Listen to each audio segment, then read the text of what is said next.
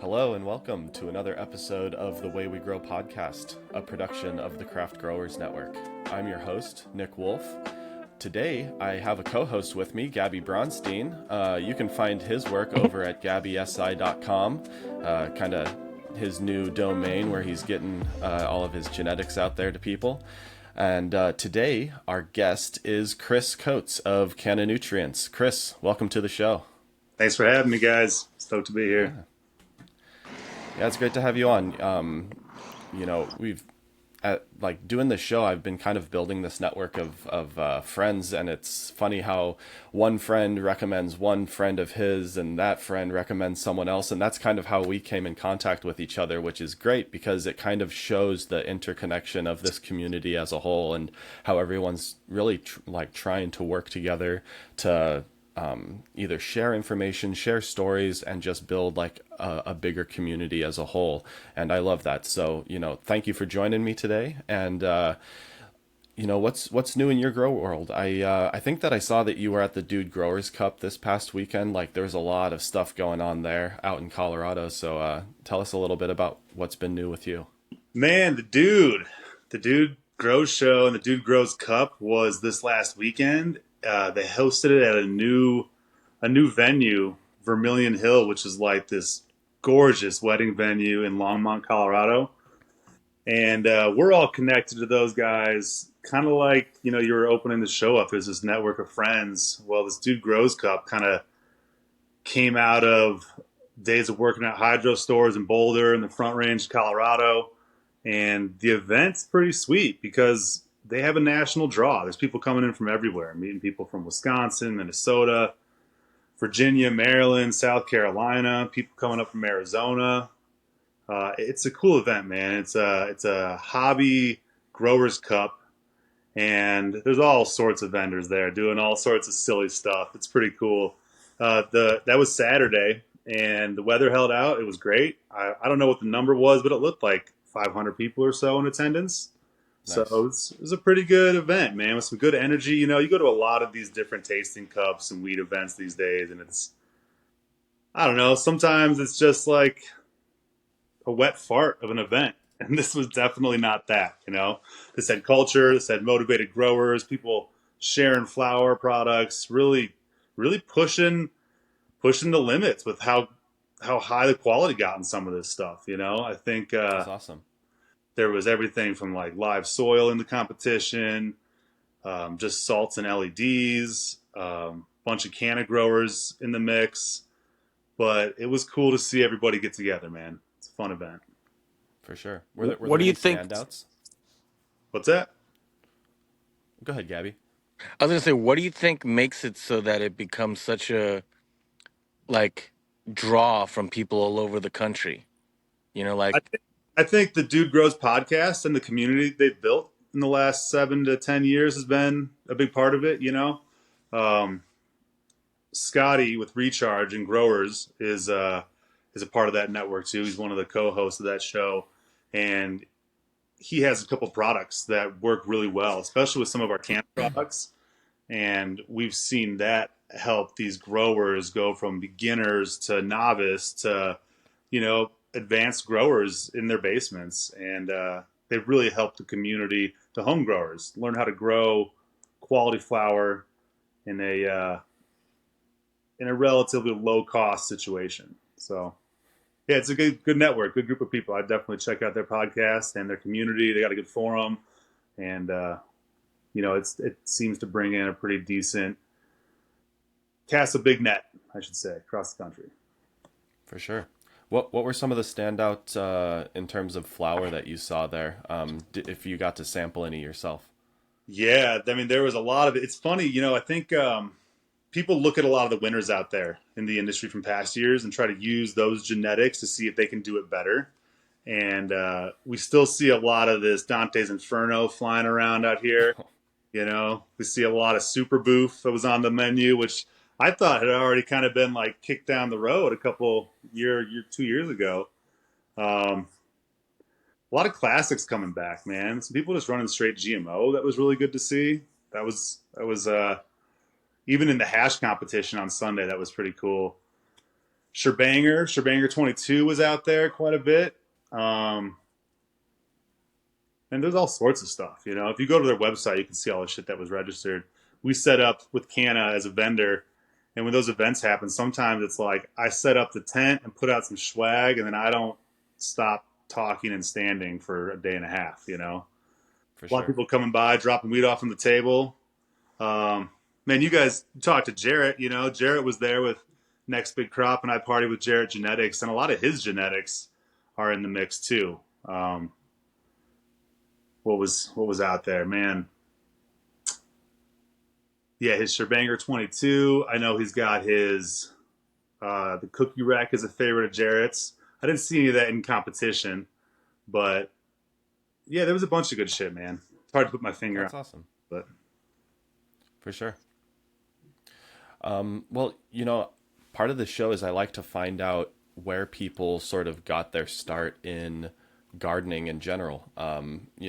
Some people start with cannabis and then eventually that will lead them to wanting to have some vegetables in their garden as well. yeah, Or, they start off with grandma and grandpa or mom and dad or a relative or a family friend that has like a vegetable garden. They get their hands dirty there, so to speak, and then they eventually realize through a passion for cannabis, maybe consumption, that you can grow the plant as well. So tell us a little bit about your origins as a gardener and what got you into plants in general. yeah. I think a lot of it stems from just just coming from a family that gardens. My parents did. My grandfather was always a big gardener. He was like a finance dude for a long time, and gardening was his meditation to kind of break that all up. And once I came out at CSU, Fort Collins, Colorado, like 2008, I was finishing up college, and I honestly stumbled into the job working. I was working at there was like a farm, like a research farm at Colorado State University, which tied me into some people in the horticulture program, which led me to the hydroponics industry. I started working at Way to Grow in Fort Collins, and then ended up working with them for 7 years or so. And we all kind of joked that was like grad school. You work at a hydro store in like the middle of those big busting years, and you learn everything about business, about HVAC, electricity, fucking irrigation systems, fertilizer programs, everything, top to bottom, soup to nuts. And after doing that for like 7 years, I was ready to kind of go off on my own.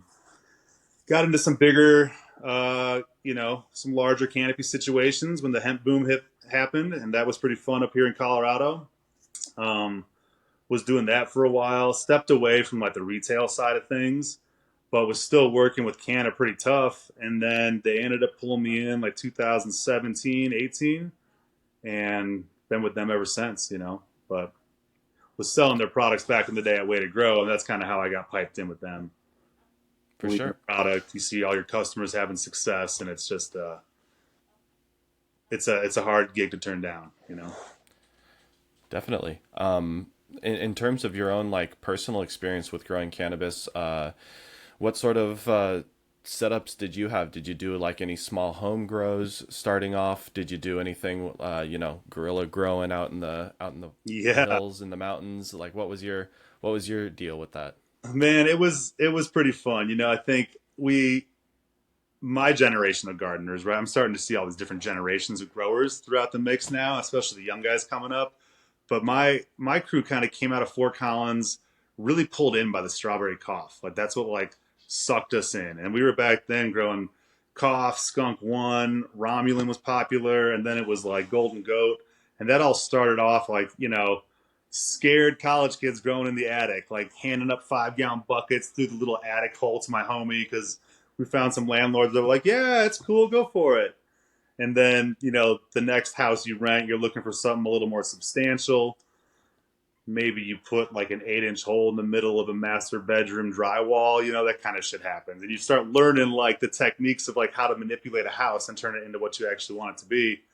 And yeah, then you get a little bit smarter and wiser and start finding situations that are lower stress and higher ROI. And we started out of Fort Collins and ended up getting down to Denver, and Denver was popping off in like 2010, and it was just crazy down there.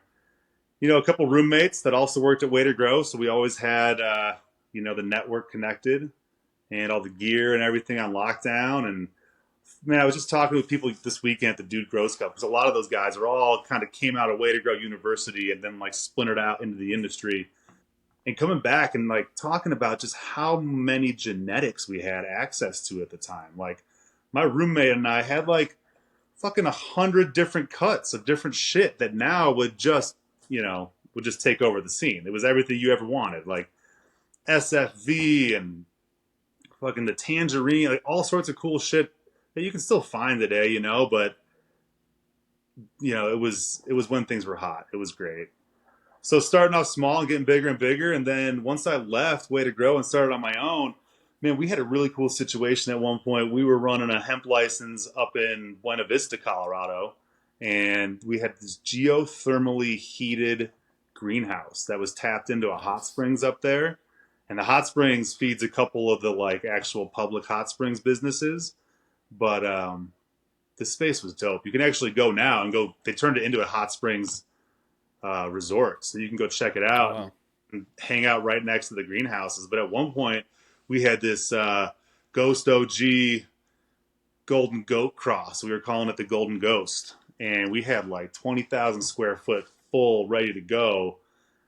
And you know how partnerships go, and people make rash decisions sometimes. And I was out on a river trip, like a 2 week river trip, and came back to like 35 voicemails that plans had changed about halfway through cropping it, the whole thing out, and it was a turn of events I wasn't ready for, but that kind of pushed me back into finding a real job and supporting the family a little better.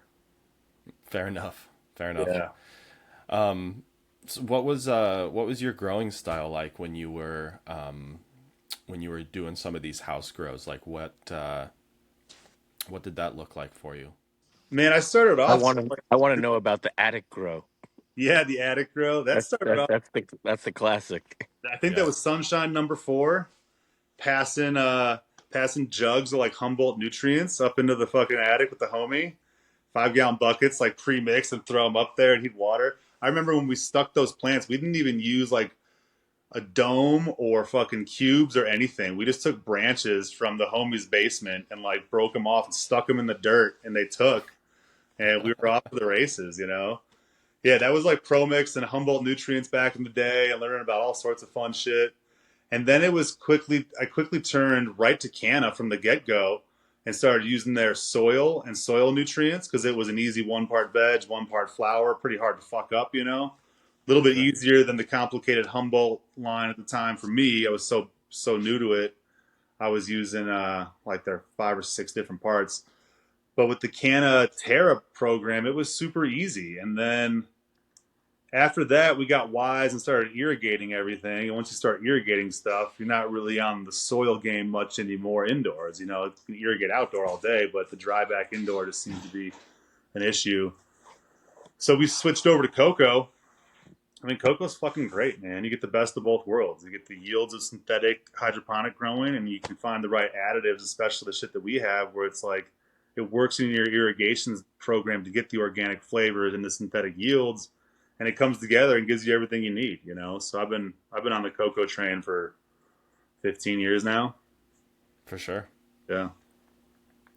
Gabby, I saw that you unmuted. Did you wanna add Oh, something? I was just muting every time there was some noise going down the street. But the Canna program, the Terra, it was a two-part, wasn't it? Didn't they have Canna Terra A and B for grow and bloom? Yeah, Or it was was that just the veg cocoa? and flower. Yep, veg and flower. So you're only using one at a time. The cocoa is a 2 part. You're using the AB in veg and the same AB in flower, which is the cool part about the Canna Cocoa line. So it's 2 bottles all the way through instead of 1 bottle in veg and 1 bottle in flower. But yeah, we tried a lot of cool shit, man. When I was doing those big greenhouses, we were in just like living soil beds, just rows of beds. The beds were like 50 feet long, 2 or 3 feet deep. We were getting truckloads and like busting off one end of the bed and just wheelbarrows in there, and then got that. We ran a couple great rounds of hemp out of there, and then yeah, I love that whole situation, man. Just feeding the soil with all the trim leaves, you just throw it right back in there. Everything just digests, and the plants are just fucking vibing. 6 foot tall monster trees. Love that style. That's fun too. So I've tried For it. I've sure. tried a bunch of shit, man. I had a lot of fun. Like you were saying earlier, now we have one of the best veggie gardens in the neighborhood. I make a couple $100 every spring just selling weird peppers out in like the corner of the street. So Oh, gardening nice. What sucks you sort in, of man. It's hard to get rid of once it gets its claws in you. what sort of peppers are you growing? I follow this guy, Matt's Peppers. I think he's out of Michigan or Illinois or something. And he's got this jalapeno called the Matapeno. And it's like a variegated, sweeter jalapeno. It's really cool. It's all like, variegated white leaves and these really cool candy cane stripes through the peppers. Oh, We did cool. some ghost peppers last year. Matt's got a bunch of really cool, weird stuff, like mutants and like crosses he made that just like it's more of an ornamental pepper at that point, and it's just cool to throw it in the garden and see what happens. For And we've sure. done a couple of events where we propagated like 400 or 500 of his seeds and gave them out to customers, and that was cool just to get customers, into the pepper game because there's all sorts of Yeah. weird stuff out there. It's a cool breeding situation too. I used to, when I used to have my grow shop, one of my goals was to just grow crazy plants because I wanted people to Yeah, come into my store and just be blown away. And so I used to grow mutant cactus and I would grow carnivorous plants. And then I got into the super hot chilies. yeah, dude. And the Yeah. funny thing about me growing super hot chilies is I don't even like mildly spicy food. Like Yeah, if on the menu it says mild, I'm like, ooh, they're already talking heat. And I used to grow, the Carolina Reaper and all sorts of different ghost peppers, and people would come to my store like for no other reason but they heard that they could burn their face off at my store eating chilies. And I have a whole bunch of videos of just like, people. And I'll never forget this one guy. He came to my store. I have no idea who he was. He wanted to eat a chili, and when he's going through it and sweating, he's like, "Why did you do this to me?" And I'm like, "Bro, I don't even know who the fuck you are. You showed up to my store and asked to eat my chilies, and now you're blaming me." It's like, man, come on. That's so funny. but yeah, yeah. There's Well, it's crazy the how some people can handle the heat, dude. I got some homies who can go for it. They always get the yeah. the extra spicy Thai hot, and like I'd say one bite, and my whole day's over. I'm like face curls up, and I can't go anywhere. Do you That's know? Do you hilarious. know Yair? He's from Dutch Lighting Innovation now. Used to be from Gavita. Yeah, I know who he is. I think we've met once or twice, at the trade shows and stuff. I know I his have a vid- brother and Gabe pretty well too. I have a video of him eating a Carolina Reaper or a ghost pepper. I don't remember if it was a Carolina Reaper or a ghost pepper, but he just ate like a little bit. He didn't even eat the whole thing, and it was already deseeded because we were saving the seeds. And his, I made a video of it, and I think we should share a link. It's the best expression ever of somebody eating a hot chili, partially because he's got this Dutch accent, and he goes, "This is bad. This is bad." That's And like hilarious. whenever I need a laugh, I'll just pull up that 15-year-old video of Yair burning his face off, and it brings me up every time. It's so funny. That's I like, I'm one of those people. I like to watch people hurt themselves. I'm sadist that way, I guess. We yeah, had a there's something there, like some marketing there at the next event. Maybe I'll just hand out peppers. You got to eat this I pepper can of swag and start getting some reaction. yeah. We had a teacher at the Culinary Institute that I went to back in the day, and he came up to me and my buddies when we were sitting at a table, and he had a handful of like I think they were just habaneros, so they weren't like crazy spicy, but he handed them out, and he's like, I dare you all to eat these. And we're like, okay. And so we all eat them. And I know that myself and one other person, we kind of just sat there because I was like, I know that this is going to suck, but it's going to be like, we're going to tough it out. But three other guys, they just got up and ran to the bathroom. They couldn't handle it. Dude, Imagine something that's like 30 times hotter than that. Oh, yeah. Oh, You yeah. know? Carolina Reapers are no joke. Yeah, it's just they're insane. And what's crazy too is sometimes somebody would come and just eat it like a fucking champ. Yep. Like there's nothing Like you're like, what is going on with this guy? How is he doing it? He just sits there and chews it. And like I would always tell people, I was like, you don't have to swallow it. You know, like for me, like I'm not gonna get to witness, and I don't want to witness the like bathroom episode the next day. You know, like Multiple you days. know, you It's yeah. So it's just Yeah. like I would tell people, don't swallow it. But telling people not to swallow it was almost like a dare. It's Sure. like, all right, you know what? You don't think I can swallow? yeah. And you're Fuck like, you, man. holy shit! Like, you know. But like I said, some people would cry like babies, and other people would sit there and like they could eat more. Yeah. It's like, it's psychotic. It's almost like our tolerance to weed. You know, like my tolerance to weed is so high that like, you know, I can smoke a fair bit, but then like other people, they'll just take a rip off a one hitter, and it's like they did like the ounce dab or something. You know, they're just so fucking high. You know. 100%. I've found that the friends that can eat the spice and like tolerate it are also the ones that you kind of want to hang out with at like the fish show. You know, they seem to always be able to handle their shit and like keep a pocket full of goodies that keep everybody going. You know, Yeah. similar. Well, That's funny. this was Pepper Talk, and thank you for joining us. No, I love it. I mean, that's why I love this show. We just kind of get off and get going on Wait, whatever we're right thinking about.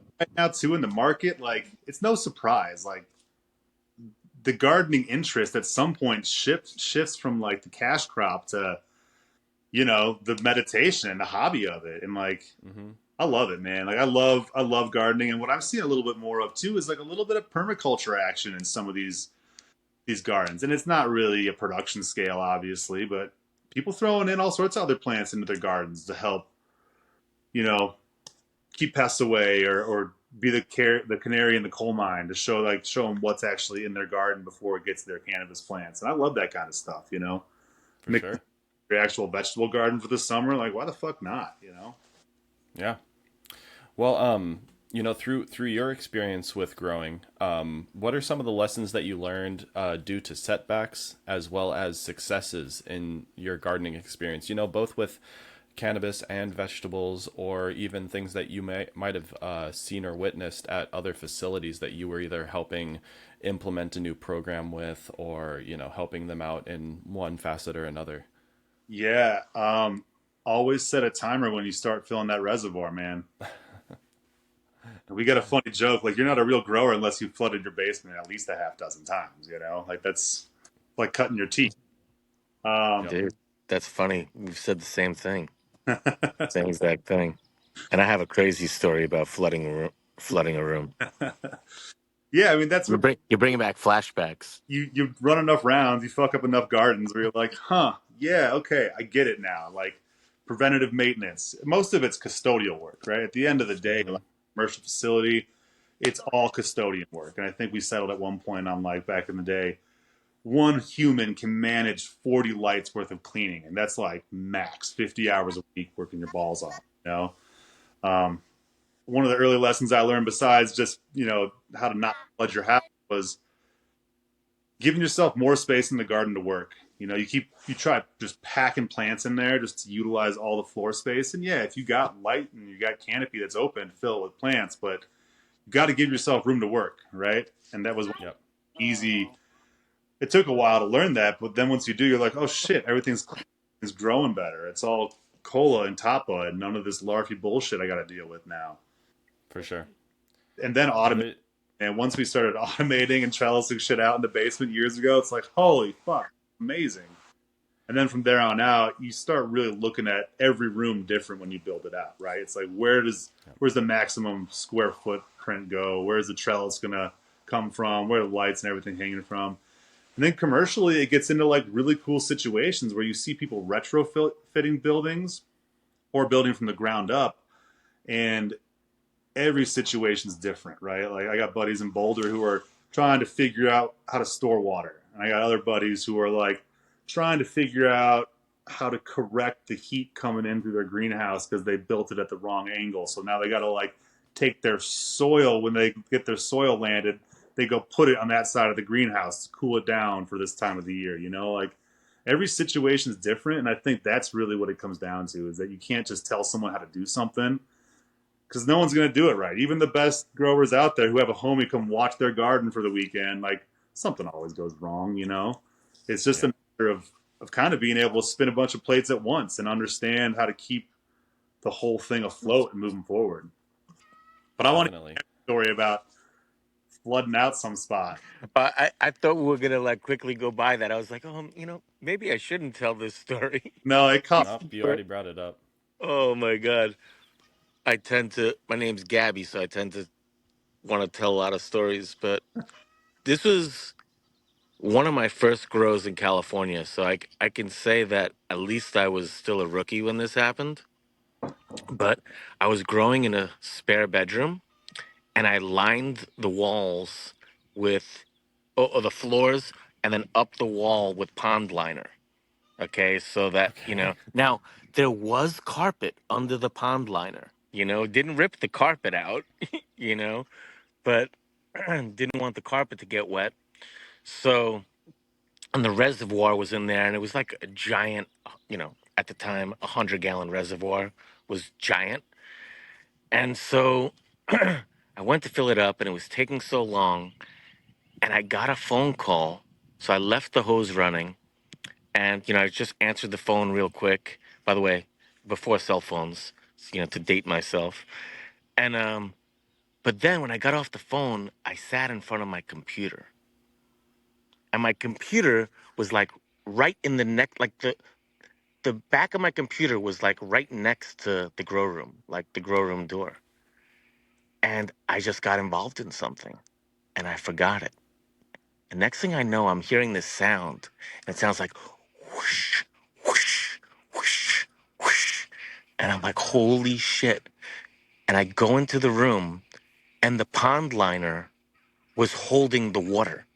So like I don't know, the water must have been running for like over an hour, and there was like water almost up to the electrical plug that the lights were plugged into. So you had The like lights, the lights, the 600 lights were gallons in there. the lights were 600. Must have been way more than that, Oh my bro. god. I mean, because like the room was, I mean, somebody could do the math who's better at math than me, but the room was like a 12 by 12 room, and an outlet is normally a good foot up Yeah. off the ground, Holy, right? So the water was approaching the outlet plug. So there was a lot of fucking water in that room. I must have been like distracted by the computer longer than I thought. And the lights were still on. And I'm like, I don't know what to do. I'm like watching the water like approach that plug. And I fucking get in there. Okay, because I can't reach. I get in there, stand in the pool of water, and yank the cord out that unplugs the lights. And I'm like, holy shit, like I can't believe what happened. And of course I'm like thinking, how am I gonna like explain this to my lady? yeah, Right? That's that's and I'm like, how the fuck am I gonna get this water out of here? Like I said, it was like a swimming pool. Like because I had done such a good job yeah, at waterproofing yeah. the floor Almost too. that yeah, so I actually fucking took a drill with a hole saw that I used to like drill holes in the trays, and I drilled a hole straight through. It's great. This house was like it didn't have a basement.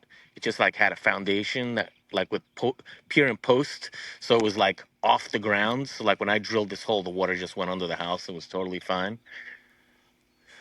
But yeah, And you're reminding me of so many stories that have come to mind about flooding places back in the day. That I've never heard that one where you build yourself a giant fucking 12 by 12 pond. You know, oh my god, Cool one. That's crazy.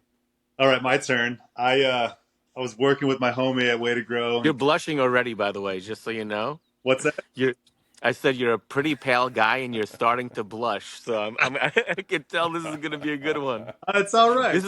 We're gonna want to mark this one for a short. I can tell already. Oh, dude. So I got home from a long day of fucking work. You know, like coming home ready to like grab packs, go meet someone, go do the fucking hustle. And my roommate, who was managing the other store, and I was managing the Boulder store, he was going to Costa Rica with this girl, and they both lived at the house with me. We both had like this dope setup in the basement where plenty of shit going on down there.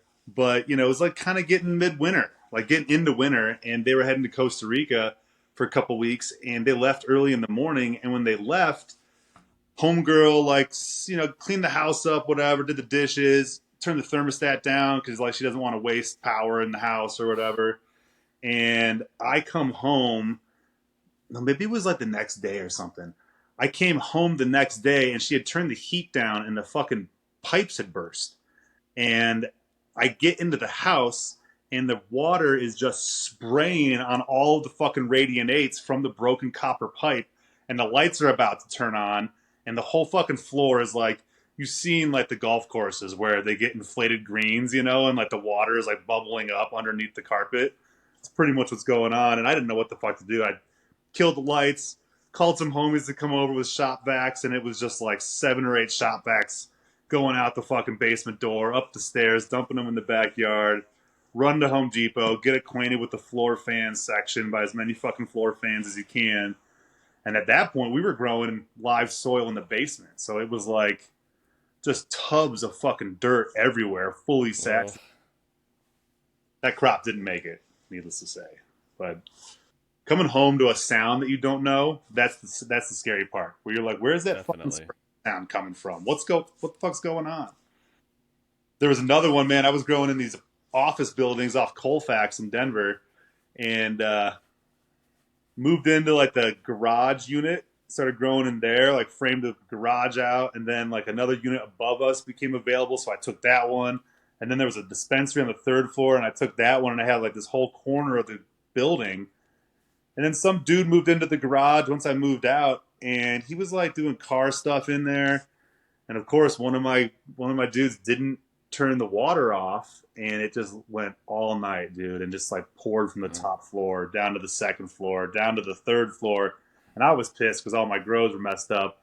But this dude on the bottom floor had like his dad's collection of 1972 Playboys down there, Oh no. and oh man, that one hurt to see all those things waterlogged and saturated. It's a fucking family heirloom right there at that point. You Hey, take them on the chin and keep rolling sometimes. No, I gotta Definitely. say something, Nick.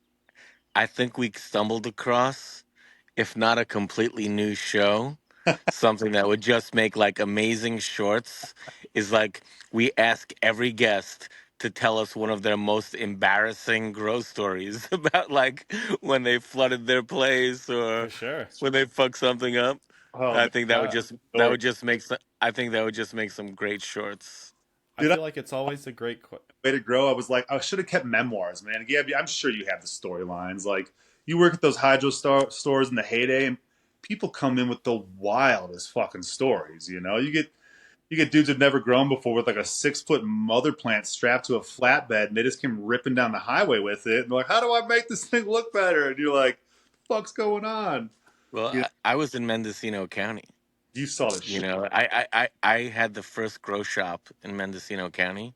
So that's exactly what was happening. Like for me, one of the like honors in my life, something that I'm proud of, is that I got to teach real OGs that had been growing out in the woods forever how to grow indoors.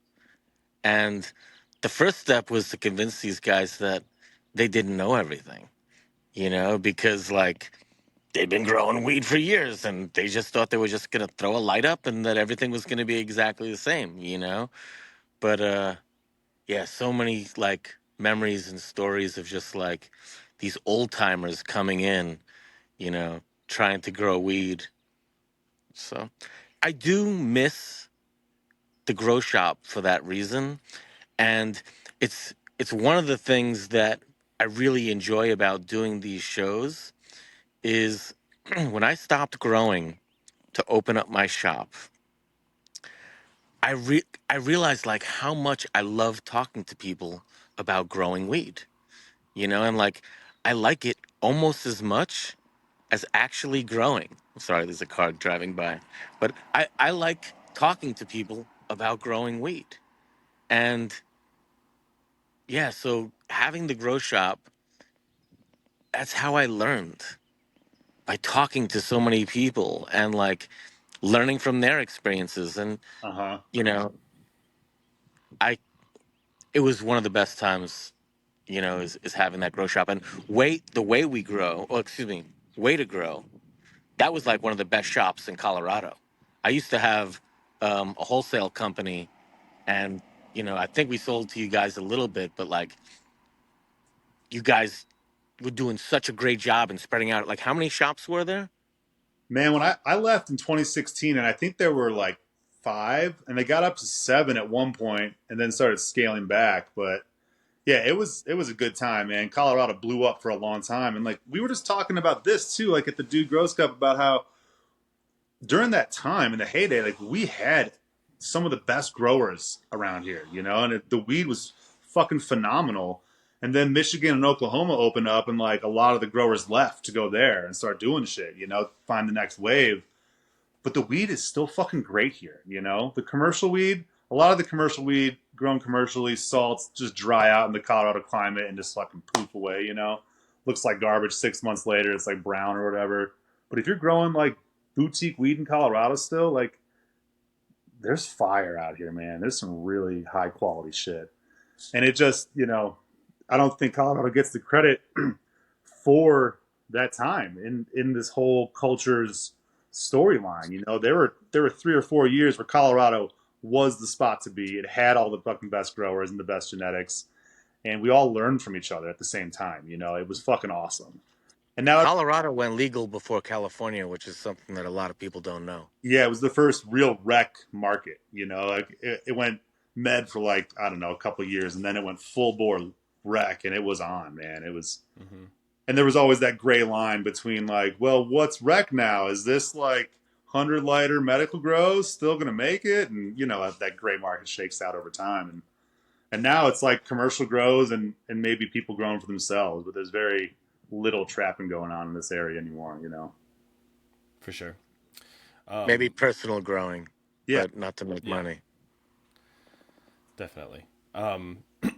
So when you are like approaching a grow, like let's take it like kind of a little bit into the present now. So when you are representing Canna Nutrients and you are approaching different grows and trying to help them out, what are some of the I don't know, unique approaches that you think that you take, or what are some of the thought processes that you go through when trying to help people out with a grow to make sure that they're like hitting all of their targets, trying to improve, quality, yield, whether it be a home grower who's trying to, improve their skill sets. What are some of the things that you think might be unique to your approach when you're going about that? I think it's really just getting in where you fit in. Coming across pushy never works for anybody. And if you know Canna products, if you've used them in the past, it's got a reputation for being highest quality nutrient you can find out there. It's simple. It looks complicated, just like everything in a hydro store. You walk in and see the whole wall of nutrients, and you're like, "What the hell? This is overwhelming." So I think walking into a facility, if it's not a Canna facility, there's a reason I'm there in the first place. There's a connection that was made. There was a conversation that was had about goals that they want to get, and maybe that's a price goal. Maybe it's price and quality. Maybe it's price, quality, and they want to like win this next cup that they're trying to get into, or they want to carve themselves out in the market a little more, just based on looking a little better and tasting better. And that's usually where our inquiries come from. People that want to grow better weed, but they hear that Canna is so damn expensive. And so there's two angles to the conversation. It's what do you want and what do you want to spend at the end of the day? Because we can roll out a feed chart for you that's down to 10 cents a mixed gallon. And that's where people look at us cross-eyed, like, no way, Canna's expensive. And it's like, not when you're using the base nutrients the right way in a well-built facility. You can utilize a garden's environment just as well as you can utilize additives sometimes. And so if you build your environment the right way from the ground up, mineral-based nutrients, cocoa A and B, and a bag of cocoa media, that's what a lot of growers need to grow a great plant. You throw in a little bit of PK 1314 at just the right time for another like penny on the gallon. 11 cents a mixed gallon for a week or two. I mean, that's hyper competitive in this nutrient market. I know people can get way down their dirt cheap salts, but the trick with Canna is when you create nutrients specific to a media type, the plant grows better. And we are a single source nutrient, so we're not buying all of our mineral inputs from the same sourcing that the rest of our competition is from.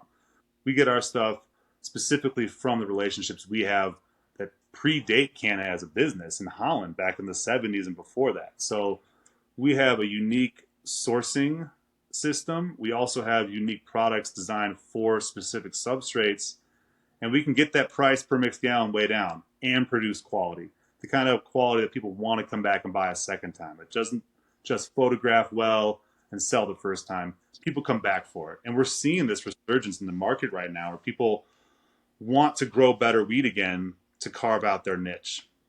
And in other situations where people are already using our products, or maybe they just want to find a quick solution to increase their quality or get around a growth stage that's giving them a problem, we have additives that you can throw on top of things. And those additives, some of them are organic, some of them are mineral based, but the idea is they're meant to work with anything, any product line out there, any nutrient line out there, whether it's for root development, root health, flower growth, or general just boosting the enhancing your flower. We have products for all that, but they all come with a price tag, obviously. And the problem I think that we've had at Canna is that we have never really released a formal commercial feed chart. Our feed chart comes out and shows our base nutrients and then all the additives you can use with it. And we make it clear like, these are supplemental. You can use these if you want, but you need to use the base nutrients. However, it translates that you need to use 15 mils per gallon all the way through. And if you look at the math on that, no one's going to use that commercially anymore. So when I come in, I can provide pro tips and give a more accurate sense of when to use these additives at what growth stages so that the grower can get a better ROI and doesn't have to go crazy on their price per mixed gallon and can still utilize these products for what they're worth in very specific situations. So, And to be fair, you know, even with dry soluble, plans that other, commercial farms may be using, they still may be adding those additives. 100%. Or if not Canna, some other additive that adds to the cost, and they're not thinking about it. And I have to stop and ask real quick, because I was shocked by what you said, and I think I want to digest it, and maybe people should digest it. If you're using Canna Cocoa A and B, Mm-hmm. your cost per gallon is less than 10 cents per gallon. Easy. Yeah. In Is that even commercial, is that even for non-commercial growers? Like, for not, like if you buy the gallon jug. yeah, gallon jugs, that price is going to go up. There's definitely a volume discount when you're buying 200-liter drums or totes, right? But I can do that math with growers that want to buy 20-liter jugs. We can do that math too. And I mean, I think at that point you're sitting around maybe 15 cents a mixed gallon, in 20 liters. But I can get very accurate with people based on how many gallons per day are you watering. And I think another important thing to note here is that when you're using nutrients that are specific to the media type and they're a low salt index, you're using less water. The plant's going to absorb a lot more naturally, and you're not just force feeding it this high salt index. So the drybacks are actually slower, and you end up using less water in the end. And you're running a lower EC. So all of these things add up at the end of the day to a lower cost. And yeah, we can definitely get below 10 cents if you're just on A and B. Typically, what I'm seeing is cocoa A and B, using CalMag. I've always pushed for less is more with CalMag. And if you have hard water coming out of the tap, our products were designed to run on tap water. So you've got a hard water coming out of the tap and you use just the cocoa A and B. There's plenty of calcium in there for growing through cocoa all the way to the end. If you're using RO water, if you're somewhere where the water's coming out a little softer than like 400 ppm or so, then you're going to want to supplement some CalMag in. And even with CalMag and our PK1314, a commercial grow is still sitting around 11 or 12 cents, and that's only for a couple weeks in flower. you know. For sure. So So I do have a question because I am always interested in from the decisions that different companies make when formulating their different nutrient blends, because, you know, like shipping something in an aqueous solution is definitely going to increase the cost just due to shipping costs for the weight of that water that's being shipped as well. And but I also know that, I've heard on another podcast, and it just made so much sense to me that, like, Chris Durand of the guy that helped formulate Athena, he was talking about how their aqueous solution of the Athena blended line is just so much more consistent when it comes down to smaller quantities being used versus a salt line. Because if you're mixing your own tanks in a salt line, you're typically only mixing maybe 50 to 100 gallons at a time, and 50 to 100 gallons with the specific amount of then powdered salts mixed into it, are you can vary in that volume. Let's just say because of human error, versus if you're mixing up 500 gallons or thousands of 10,000 gallons at a time in a massive mixing vat, and you're weighing everything out very precisely, you have the ability to then have like a very precise test for that entire batch of aqueous solution, that you're able to pinpoint target ranges and application rates down to the milliliter very easily. And so I'm always curious, what is sort of the driving factor for Canna Nutrients not providing a dry salt line, especially when it comes to something like a Canna A and B, like where you have something that has your macros and micros, and then something that's more of like a calcium, so that you're not having any sort of fallout issues and stuff like that. I think all of those points are valid, man. Great questions. Canna is very, I don't want to use the word cautious, but very intentional when they release products. And we don't release stuff haphazardly. Um, I like the stability of liquid nutrients. I like the convenience of liquid nutrients. I like the fact that liquid nutrients come, like, our shit's already like pH perfect, right? Like, that was something that was kind of like a knockoff years ago, and they're like, yeah, Advance is pH perfect, and Canada's like, it's supposed to be, right? It's supposed to be pH perfect. It's supposed to be stable. It's supposed to be consistent every single time. And with the salt I mean, it's the salt market that's happening right now. It's a very valid part of the market, and there's a lot of reasons to go that route. And like I was talking about situational applications earlier, when those mineral salts work for the system and work for the market that's demanding them, by all means, like, that's a great situation. But if we're talking about convenience, when we're using like quick fill cocoa bags that have taken over the market right now because we want to reduce labor costs and keep it more consistent, you're going to take that approach with the cocoa. Why aren't you taking that approach with your nutrients too? If you're going to put human error into the mix, and you're going to argue that the liquid weight of a nutrient is going to cost you more at the end, well, then let's do a cost calculation and see which one's more Right. expensive. If it's the same price and the liquid nutrient is removing points of error and points of inconsistency. I know growers talking about how the director of cultivation is saying, I want you to use hot water to mix these salts, and I want you to mix them at these rates so that they dissolve just right. Well, if the grower's not doing it just right, and you're not hitting the SOP, then you're creating inconsistencies, right? So if we're trying to reduce inconsistencies and make it more convenient, then why argue for more steps in mixing water into your salts, when the way we make our nutrients isn't just throwing water in there and sending it out. We're creating a nutrient that's stable on the shelf, in your warehouse, in your garden, that's not going to have the pH fluctuations or the mineral buildup or any of that. And we're providing that at the same price, if not cheaper. So it's hard to argue in a lot of those situations that minerals might be better. However, when we're talking about the efficiencies of using liquid nutrients versus mineralized salts, I think it's always personal preference. And how is your situation built? Are you built to handle mixing nutrients? Are you looking for something that's consistent so you can have your gardeners go walking the rows and looking for actual fires they need to put out?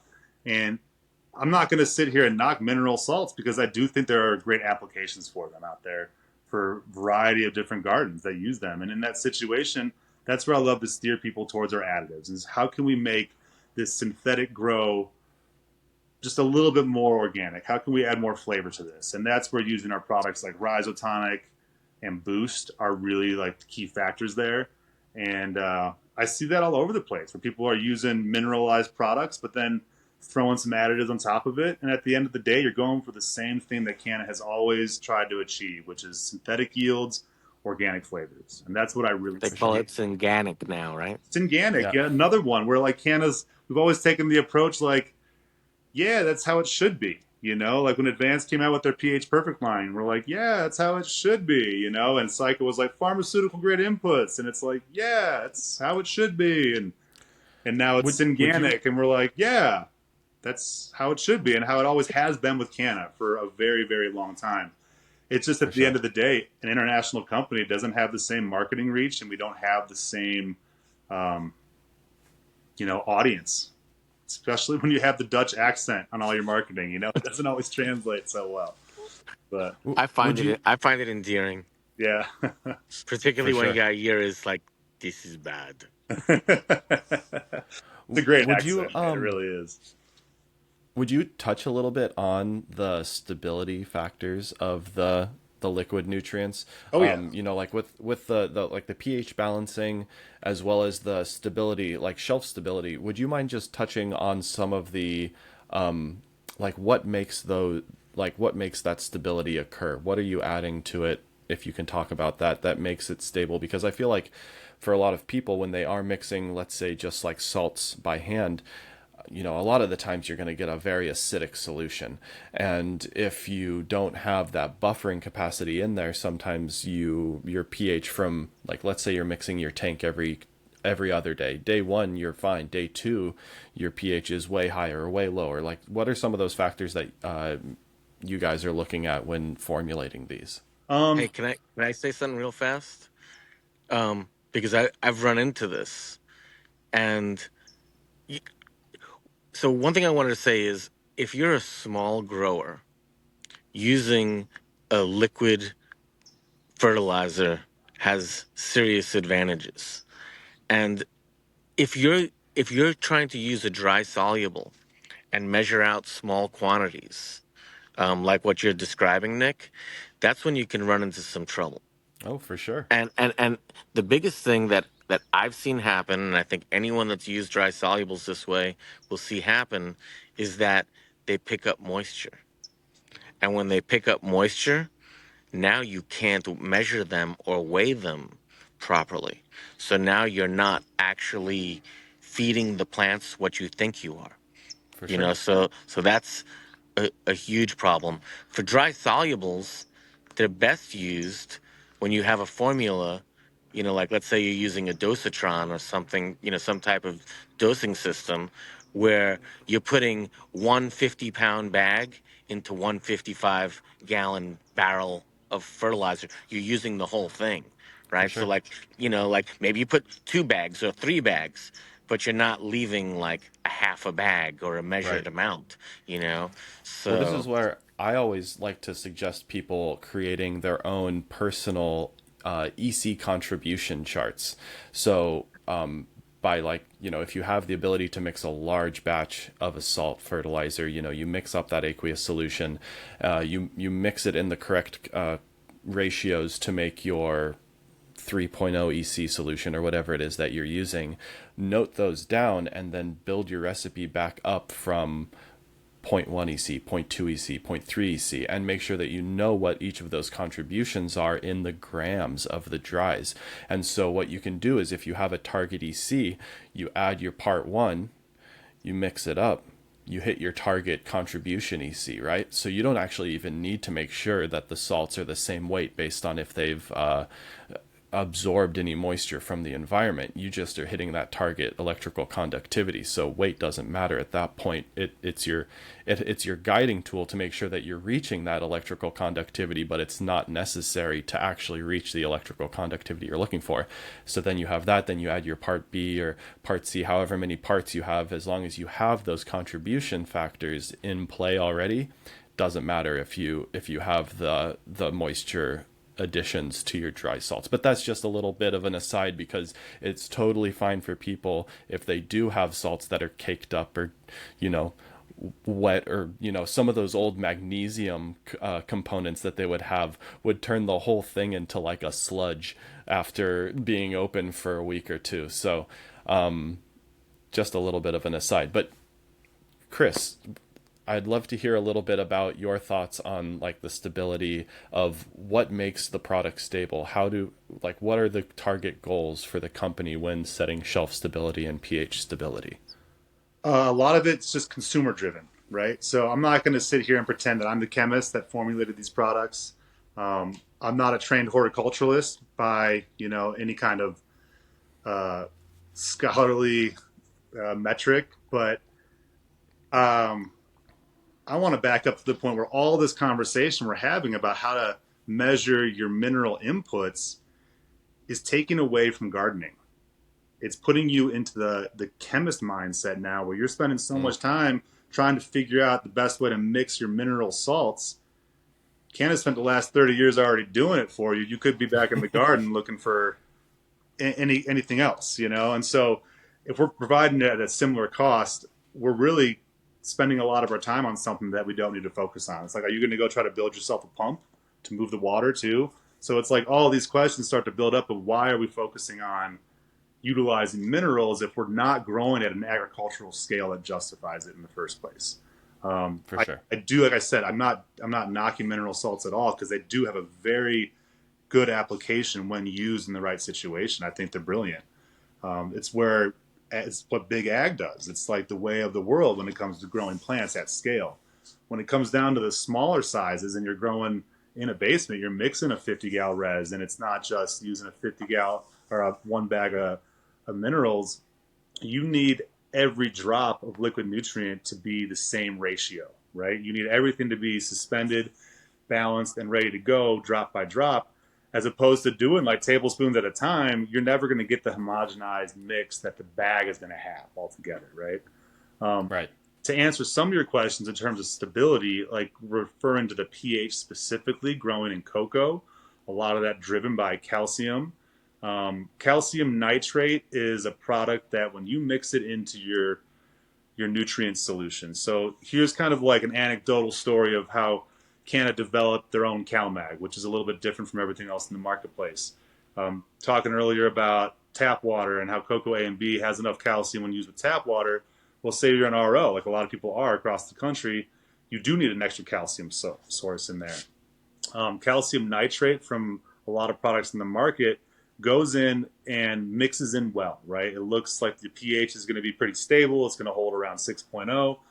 You water it in for weeks and weeks and weeks, and over time, calcium nitrate will polarize its ionic charge. And so it'll go from a negative to a positive ion. And when that starts happening in your media, now your pH swing is going to start going crazy. And so what we were getting was complaints of people saying, weeks 5, 6, 7, my plants are locking out and the pH is going wild and it's not absorbing anything. And I'm using nothing but Canna and this other CalMag product. Well, the other CalMag product, the calcium nitrate, turned out to be the culprit in all this because of this ionic charge that was swinging in the media. So we created a product that's built around calcium fumate. And calcium fumate's a little bit different. Whereas, again, I'm not the chemist. I didn't formulate this. This is my sales understanding of these products. Is that when you add our calcium product to your reservoir, the pH actually drops significantly right out of the gate. So you're going to see your pH go pretty low, but then it's going to climb back up within the next 6 to 12 hours and then stay stable through the plant's life and the root zone health. So you're going to have weeks 5, 6, and 7. You're not going to have that pH swing anymore, and the plant's going to be able to absorb all the nutrient it needs in those critical weeks. And that's where we developed a need for those. And so to go back to your For sure. questions earlier, like when it comes to formulating these things for stability in mind, that's what we're looking for. We're looking to grow the healthiest plant from start to finish, the easiest way possible, using as few products as possible. And that's where using our base nutrients and a little CalMag should be all you need if you're in a low calcium water of some kind. You want to throw the additives on top, and all that stuff is built to work together and stay stable in the nutrient as long as you need it to. I wouldn't keep it in there forever, but there's definitely a long shelf life to a mixed batch tank of Canna Nutrients. Yeah. I mean, those are great points because I see it all the time mixing calcium nitrate from scratch, depending on the source of the calcium nitrate that you're getting it from. Right, you'll have a different ratio of nitrate nitrogen to ammoniacal nitrogen, and when you have a little bit too much ammoniacal nitrogen, especially in an indoor setting where you don't actually have that actual soil for the like the greater cation exchange rate of the sand, silt, and clay. And if you're in cocoa, then your pH is going to slowly go down and down and down and down over time. And I've seen that firsthand, and you do start to see sort of lockouts of things towards the end. I mean, luckily, calcium stays nice and available with those lower pHs, which is usually where I'm concerned at when trying to make sure that the flower finishes well and has the shelf stability because the cellular structure is on point. But I still see, like, I don't like to see unhealthy plants, and when you start to see unhealthy plants due to greater pH fluctuations, it's just not necessarily the best. So that's, I mean, that's a great point. Calcium fumate, I have to look into that a little bit more because I haven't heard of that one. And calcium, soluble calciums are always, I felt like, well, they were a big hot topic maybe 3 or 4 years ago because I feel like it's just such an important component of growing. And if you are stuck with calcium nitrate or calcium chloride, then there's only a finite amount of mixtures you can go that route without going toxic in the chloride or having something with too much ammoniacal nitrogen or something like that. And let me be clear about this. Calcium fumate isn't a product that we add into our bottles. It's what It's your CalMag product. it's well, yeah, it is our it's called CalMag agent, and calcium fumate is the end result in the media. Okay. So I just want to be clear on that. Calcium fumate is not an actual like input of any kind. Okay. I still need to look into it because that's a whole new word for me. But that's very fascinating. Yeah. Ultimately, the point that Canna tries to hit is consistent nutrients specific to the media type. And that's really a bigger point here. You know, it's not necessarily liquid or dry. It's more building the nutrients specific for cocoa, building the nutrients specific for soil, building a nutrient specific for drain to waste rockwool, recirculating hydroponics. All of those nutrients need to match that system specifically. And when you use a one nutrient for all, that's where you start to run into a few more problems where you have more calcium than you actually need. And now your plant is going to look big and strong and healthy. But ultimately, I feel like there's this abundance of calcium that creates some of these unwanted flavors that we see in a lot of these products in the market right now. I see when you use a substrate specific nutrient, you get much higher quality flower that lasts much longer on the shelf. And that's just something that I've seen across the country in every situation that's using Canna. So That makes a lot of sense.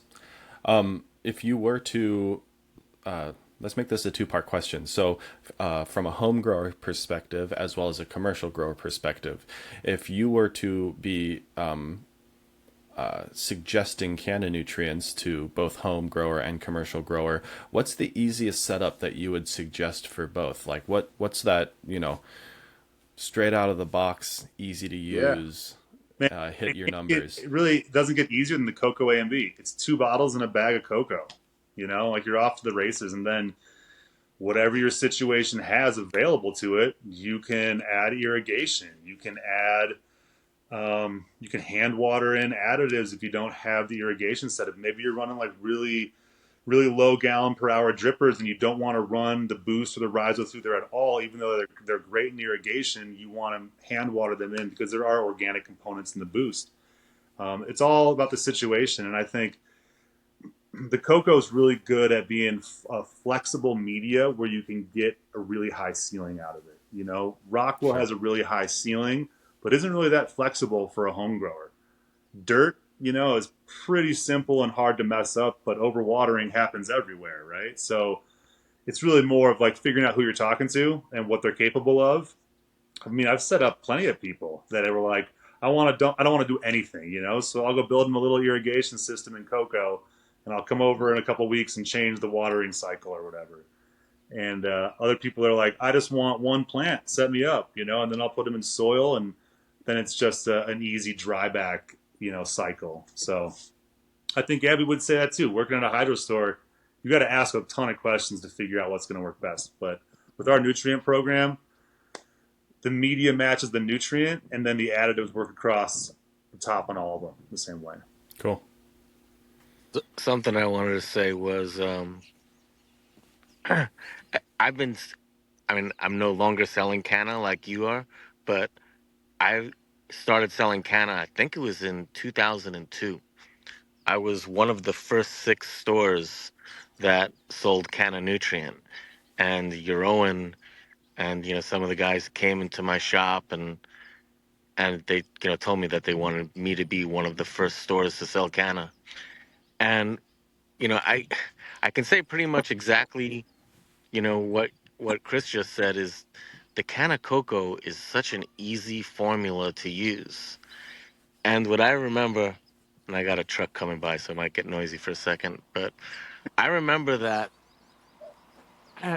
when it first came out, I was recommending it to growers that had already used general hydroponics or something else and wanted to try something new, right? Because, at that time specifically, it did cost more money, than the general hydroponics. And they were getting really great results and loving it. And then I started recommending it to beginner growers, okay?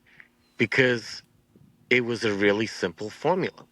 You use A and B in the same amounts and the same fertilizer the entire time, just like Chris said.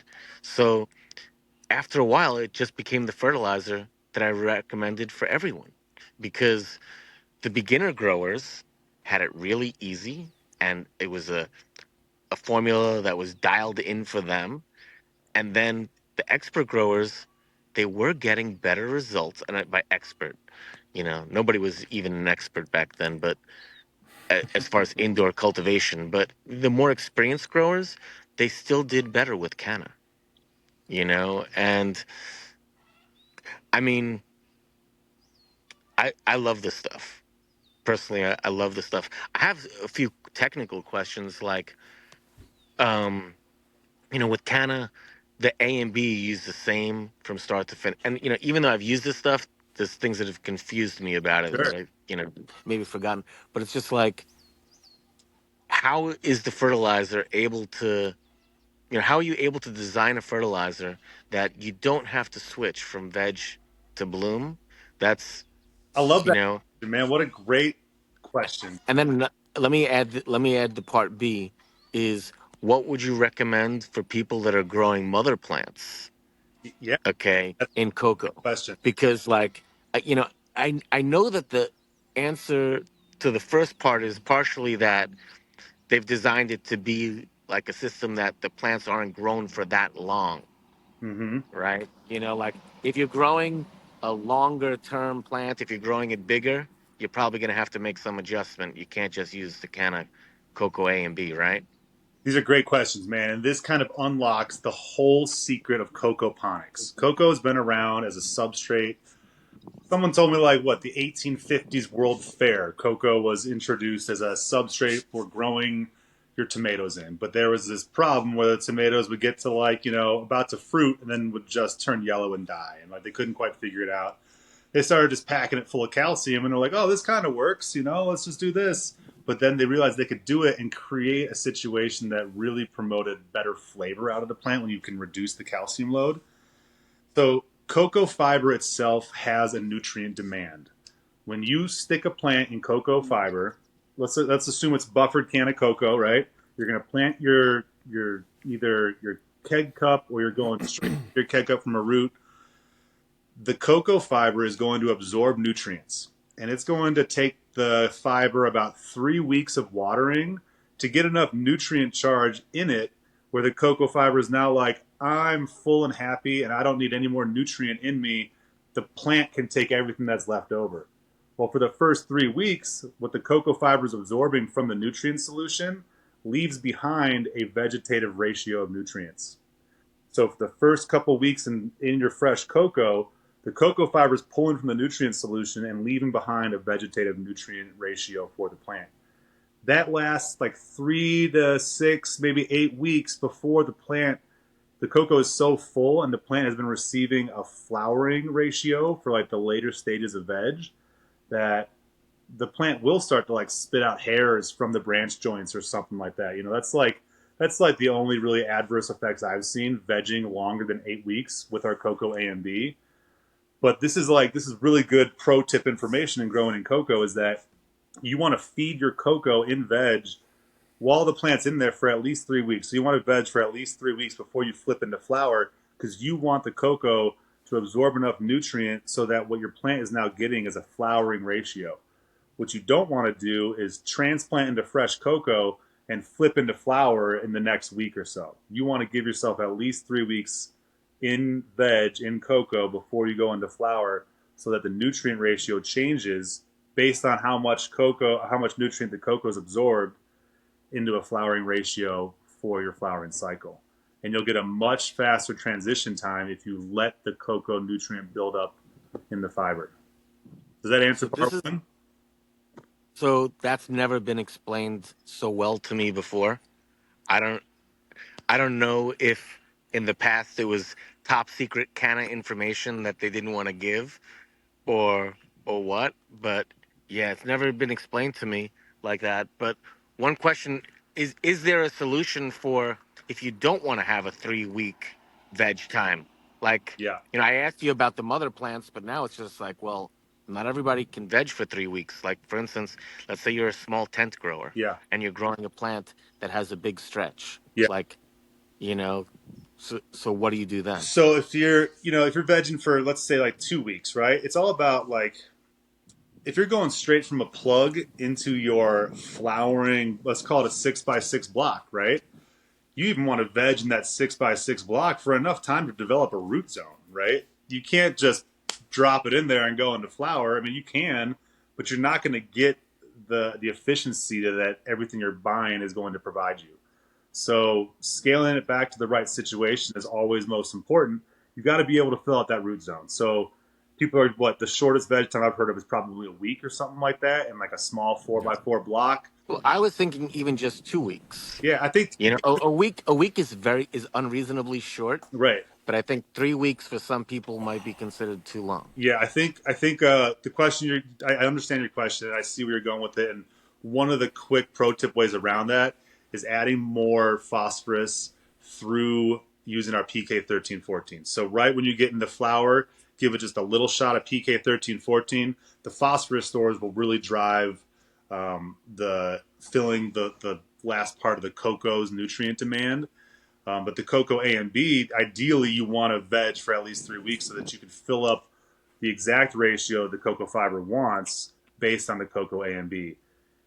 So a little PK 13 14 is a great pro tip on how to get around a shorter veg time. If you're trying to go a longer veg time, we have products that are built specifically for cocoa veg and cocoa flour. That's our Cogr line, Cogr. Um, Not really popular much anymore because most people don't veg in cocoa much longer than I don't see many cocoa veg plants, mother plants. Usually it's like For sure. living soil, clean water, something like that. But we do have our Cogr Vega, which is more of a vegetative specific nutrient all the way through, and our Cogr Flores, which is just the opposite to it. If you're going to use one, you can use the other. So I That have a was question. originally that was originally for a media that they had. Yeah, They the used to Cogr, have like, we still got the Cogr boards, man. People are coming back around asking because they're just oh like yeah, I thought that was the eliminated. original cocoa slabs. Like everyone likes seeing Rockwool in 4-inch cubes and then putting them on slabs when they're ready to. And the can of cocoa slabs, we've had the Koger slabs and the cocoa slabs. One's compressed, unbuffered. The other one's hydrated slab that's already buffered. Um, I think I thought the media was different inside too. that's like the old European way of doing it, like gardening in the gutters and like running gutter rows. And we had those available when I was working at Way to Grow, and like no one was buying them. They were kind of just like this weird product no one knew what to do with. But now we're seeing a little demand pop back up as the industry kind of gets a little closer to it, and sees the efficiency in it. But yeah, we've had all sorts of cool products like that the market just didn't want, so we've kind of scaled them back. So with this, this is the first time I've heard of this as well. Like having a nutrient line be formulated to sort of have a different vegetative or generative cue based on the cation exchange rate. I'm assuming of the cocoa coir, right? So where the cocoa coir comes pre-charged, basically, if you're just taking it straight with potassium or sodium, and then you're exchanging that out with calcium or magnesium because of the different charge rates of the two, and it better satisfies those cation exchange sites. Now, does this work with fully buffered cocoa? Does this need to be with something that's unbuffered? With something that is fully buffered, is that 3 week rough time span that you're talking about something that's been tested across different buffering or different capacities of buffering within the different cocoa coir blends that might be, especially if it's like a higher peat cocoa peat ratio versus if it has chips or higher fiber, Yeah. things like that. I find that really interesting because I've used cocoa for a long time, and I've always just found that doing a very heavy buffering with something like a CalMag or a calcium chloride or calcium nitrate or whatever it is that you're buffering it with usually tends to satisfy those demands of the cocoa early enough where I don't see any changes in growth patterns if I'm using one like a veg, like, right, Yeah. or and then transitioning to bloom, I immediately see those results that I'm looking for. But this is news to me, so I'm really curious I a little think bit. I think a lot of it also has to do with the fact that if you're growing properly and you're doing transplants incrementally in the stages you're supposed to, you really won't see these issues, right? It's more people that like transplant into like from a keg cup to a 5 gallon a week before flower, and they're like, why did my transition take 3 weeks to get into flower? Well, it's pretty Mm, obvious, like the cocoa didn't have the charge it needed. It's not just calcium. There's a few more elements to it. I encourage everybody. We can put some links on there. We have some great informational videos on YouTube and our sure. website that explain a lot of this actually on a scientific level much more articulate than I can. And to answer your question about different cocoa blends, we have a variety of cocoa products that are all made from the same um, freshwater cocoa farm that has the same pith and strain ratios. So it's all very intentional that we've designed these products to work hand in hand together. We don't have any Got it. peat cocoa blends that use our cocoa line. We do have our soils are peat cocoa blend soils, but they focus more on a peat based nutrient ratio designed to feed peat a little Oh, more accurately. sorry, I was referring to like cocoa peat, Yeah. not Okay. actually peat moss, but cocoa Yeah. peat, like the small Sure. Almost like the dust, basically. pith, right? Yeah. Yeah. And so we have designed our cocoa specifically to work the cocoa fiber specifically to work this theory the way I'm speaking it. Does that make sense? Sure. Like they have Yeah. designed hand in hand together to create the best effectiveness between the two of them. It's not just calcium that's buffering your cocoa, although like a lot of people will just, some CalMag in there is great for a buffer. We have two products that come buffered and two products that come unbuffered. We've got our regular loose fill cocoa bags buffered and ready to go. We also have our cocoa bricks, which are like 40 liters of dehydrated cocoa, and that's buffered, but it comes to you dehydrated and compressed. And then we have our cocoa flex, which is like the quick fill bags for commercial facilities, and those come unbuffered. And we tell people Okay. to buffer those at like 2.4 EC with our cocoa A and B, and that's really the best way to buffer them out of the gate. Like I said, there's enough calcium in the cocoa A and B, especially at a high EC route at the gate, to buffer them. Some people like to use CalMag, like myself, at like 1 to 2 mils per gallon. But it's not just the calcium that's helping out in that situation. Iron, nitrogen, phosphorus, a little potassium, those are also elements that come into play when dealing with cocoa ponics and balancing the nutrient load in veg with the cocoa fiber, and then creating a flowering ratio by the time you flip your lights after 3 week minimum is the recommendation. But like every recommendation in gardening, the recommendation. Something For that sure. I will always remember, and I never did it, but I think because of what you're saying, I think it's just valid discussion again. One thing that Canna tried to tell people was to reuse the cocoa. Okay, they recommended that you use a product called Canazyme, which would digest dead roots and turn them into sugars that were usable to the plant. But they said that the cocoa actually improved in quality the second and the third grow. Yeah. Now, I could never get behind that personally. Just for me, the fear of having a single pest, you know, in with my clean plants that I'm bringing in, even a fungus gnat, I just I couldn't do it. I always replaced the cocoa, but now that I'm still, I'm 55 this year and I'm still learning. Um, what you're saying about the cocoa is that, because of this chemical change that's happening with the cocoa, it's actually improving. Okay, and the growing condition changes. And I will ask both of you guys because you both know more about this than I do. But is that similar with other media? Like I'm assuming Rockwool, that's not similar. Mhm. But Right. is that similar with peat moss? Like does peat moss go through a change like that? So they both have, like Rockwool doesn't have a buffering capacity or like a cation exchange rate because there aren't any of those sites within it because it's just spun basalt rock typically, right? Versus something like cocoa, it has like a specific need of cation exchange capacity, and then something like peat moss, it has a lot of it can be buffered at a very high rate because it can hold a lot of nutrients. So the cation exchange rate is higher because it won't actually hold on to those nutrients. It won't like bind with them and make them unavailable. It will just hold them there in the sort of matrix of the fiber to be available for plant use later.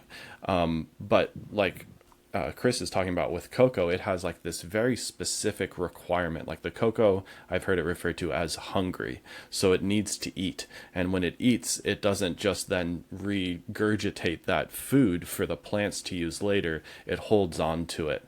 And also, like as the cocoa ages and gets older, and as those fibers and chips break down into the cocoa peat, more exchange sites will open up and allow for more cation exchange to occur. And so that's also why in a lot of cases some people will cut calcium and magnesium out of their feed earlier and start to see issues later in flower because their calcium demands by the plant are not being satisfied by the nutrient solution alone because the cocoa is taking some of it.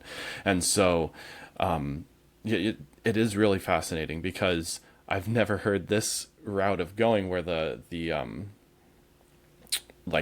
formula is uniform through the end. And actually, I'd kind of like to go back a little bit more and talk about that cocoa A and B because since you are using it all the way from the start of veg through the finish of flower, and one of the things that I've noticed growing is that nitrogen ratios towards the end of flower can promote a longer flowering time. It'll slow down senescence. It'll even possibly cause some vegetative cues to occur later in flower and have a leafier flower structure. What is the methodology that Canna takes in order to limit some of these issues that might occur with something that has too much nitrogen towards the end of flower? Yeah, Nick, that's a great question, man. I think it's always on somebody's. Well, that's one of the questions we see there often, and you can look at our nitrogen contents in the formulation, and it's actually relatively low. And by the time the plant gets there, we notice that the nitrogen demand in the plant is very low towards the end of the flowering cycle. It's another reason why, like, um, we recommend our phosphorus potassium spike about week 3, like day 21 maybe, and we cut it off early. We stop it because we want the plant to naturally use up the phosphorus potassium available to it and not have to try to like block it out. You're not stressing it. or flush it out. Yeah, and so what you find with Canna Nutrients is that the ratios are so spot on that the plant actually isn't absorbing any extra nitrogen that might be available to it because there's not that much to begin. A lot of guys have talked about maybe, oh, I'm going to drop the cocoa B towards the end of flower to reduce the nitrogen load. What you're actually doing is you're fucking with the amount of nitrogen that's running through the whole cocoa system, right? And we're still replenishing the cocoa with every feeding we're giving it, and that the plant is taking what's left over. So a lot of that nitrogen towards the end is still getting absorbed by the cocoa fiber itself. Um, we do have people talk about using less of A or B, and we do not recommend that whatsoever. We say keep them consistent all the way through because, again, we're feeding the media first, and what's left over goes to the plant. And so if you go in there and you slip just a clean watering in, like week 4 or something, you're going to change this whole dynamic that you've been building in your hungry cocoa. It's a great way to say it, and I've heard that too before. But when it comes to the nitrogen specifically, um, I've seen a lot of side by side. That's my favorite. Give me the Pepsi challenge any day, anywhere, and I will take it happily. And I think we've got like a 95% success.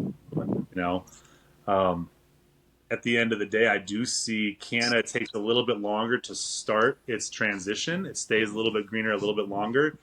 But what that also ends up creating is a healthier flower, and the plant, the cell fibers actually have everything they want when your plant goes to cure out, and the plants will stay fresher and look greener itself. And so, one of the reviews I have from a lot of outdoor growers using Canna versus mineralized products is that 18 months later, their flower is still green and looks healthy and hasn't turned brown. It hasn't, you know, aged the same way. So the specifics on the nitrogen and the formulation, again, I didn't develop the formula. I would love to research that and maybe get back to you with some more accurate chemistry answers to that. But anecdotally, I can tell you it does stay a little bit greener longer, but the fade happens very quick at the end, and you get some beautiful colors using nutrients specific to the media. It allows the plant to really express what it naturally would if it could. For sure. And also with this methodology, that's like the very media specific approach. With cocoa, one of the things that I always do to sort of maintain the substrate health, let's say, is adjusting my runoff percentages based on how much input I'm putting in terms of volume of irrigation. What are some of those recommendations that you guys like to put out there in terms of runoff? Do you like to see runoff achieved daily? Is it something that maybe this formula has worked around where runoff is not necessarily required at all times during the grow? Especially considering how you're looking at it as this exchange, this interaction between the nutrients and the substrate, and exactly trying to formulate it around that interaction so that the plant has what it needs afterwards. I would think that maybe runoff might not necessarily be either necessary or even desirable, but that's just sort of where my mind goes with this conversation. Yeah, that's a great question. It's another one that comes up often in the gardens when I'm out there in the field. I see a lot of growers will typically they'll follow a lot of common irrigation strategies that are popular right now, and it works phenomenal with our products. What we end up seeing a lot of is, and then we recommend. So I'll start with this. We recommend 10% runoff with every watering. That's the plant research recommendation. Grab whatever minerals didn't get absorbed and try to flush them through. Right. Let's get those out of there. It'll keep our block EC down a little bit longer. And I say block as a container, whatever. Sure. But what I see anecdotally in the field is a lot of people start with one major watering event to start the day, right? Within like probably an hour into their light cycle. And then after that, it's a lot of like kind of just like what is that, the P1, and there's like the maintenance phase after that. And it's a lot of just these little doses Yep. to keep it hydrated just right based on what growth stage the plant's in. And as a grower on the field side of things, that's how I see it being most effective right now, especially guys that are chasing block EC and trying to do quote unquote crop steering. Ultimately, having one good runoff a day is highly recommended just to keep everything maintained, to keep everything moving through that didn't get absorbed. One of the best, responses we get when we do trial runs with people is the low salt index is visible. You know, there is no mineral buildup on the sides of your bags. There is nothing in the gutters that you're trying to like rinse or run off or scrape off. It is such a clean nutrient designed so well that there is no extra nutrient in the solution that's really going to waste. And like I said earlier, you start using cleaner solutions, low salt index, it's actually fewer waterings and you're using less water throughout the whole cycle. And we've seen that go down like 10, 15, 20% in some situations just based on all the other variables at play, you know? For sure. I know that earlier you were saying that you don't necessarily, or the company hasn't in the past, and maybe this isn't current, but it hasn't in the past put out dosing recommendations for a commercial level, like for a high EC range. What are some of the ECs that are recommended now for a like an LED CO2 enriched closed environment? I mean, I see people running as high as 2.6, but not much higher than that. I think uh, our new cocoa high concentrate, which is our newest version of the cocoa A and B, we've double concentrated it so that the growers have to buy it less. It's a little bit heavier, obviously, but it's really where we get that price per mixed gallon super low. Those ECs we recommend in veg starting around 2.0 coming out of your cut, up to 2.4 through flower if you're running LEDs and it's a heavy feeder. You can go to our website right now and customize your own feed chart for any of our products. And you know, there's like light, medium, or heavy recommendations on those feed charts. And that'll just drive those ECs up if you have a heavy feeding plant or you're under LEDs. Or if you're still running 600 watt HPS, maybe it's the low end nutrient chart that you want, you know? For sure. What's the highest EC that you've seen someone run the Canna A and B at? I think 2.6 is about as high as it needs to go. Any You higher, said 2.6? yeah, 2.6. Uh, I think some people will play around and drive it higher, but there's anomalies everywhere, and I'm not going to speak to all of them. For sure. For sure. I mean, this has been a great conversation because I feel like, especially when it comes to different nutrient lines and sort of what people can expect out of them, there isn't necessarily a universal approach, right? Like every nutrient needs to be sort of looked at slightly differently. And the one for me personally, right? Like I manage a commercial facility, and so I want something that is plug and play, fits into my dosatrons, right? That I can just kind of drive the method that I like to drive the car, so to Mm-hmm. speak. But for so many different nutrient lines, there are different ways that you might need to approach it, right? Like if your nutrient line works in an intended way at a specific ratio at a certain EC, that needs to be considered. And some people think, oh well, I drive 4.0 EC all day at my place, so I'm going to need to just bump this one up to that. Maybe that doesn't work, and maybe you need to consider that going into it. So it's very fascinating having these conversations, especially with professionals like yourself that are in different facets of the industry, and how their sort of thought process around either the product that they're putting out there or the methods that they're teaching other people is so carefully curated to what they're trying to achieve based on what they have at their disposal. And I think that that's something that people need to consider in general when looking at cultivation, because I always hear there's like a million ways that you can grow this plant. There's maybe 1,000 that work really well, and maybe 100 that work extremely well. And even within those 100 that work extremely well, you're going to have some crazy ranges within certain parameters that people are targeting, that it's not a one size fits all. And so this is really fascinating for me because this is one of those cases where it doesn't fit in every case that people are already operating at. It's going to require a little bit of change and a little bit of nuanced understanding of how the product is going to work. And let me also like kind of piggyback on that.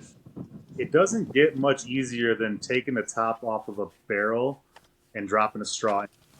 You know, if you got Yep. dose and you can roll barrels up underneath that, you're plugged in and ready to go. We also have nutrients designed for Rockwool growers. We have nutrients designed for soy. We have nutrients designed for organic, vegan organics.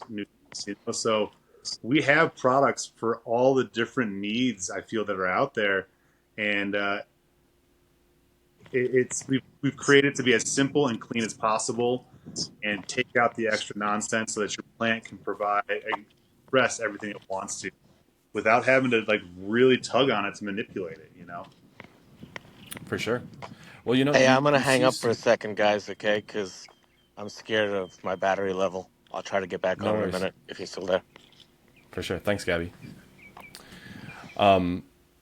So let's see where to take this now, because I want to kind of bring this all back around, because you're doing all sorts of things, right? Like you are repping Canna Nutrients. You're going out to different events like the Dude Grows Cup that was this last weekend. Mm-hmm. You're going to different facilities to help people maybe work around your formulation that you're working with Canna Nutrients, and making sure that they're hitting their target numbers. That the industry, as we all know, is in a downturn right now.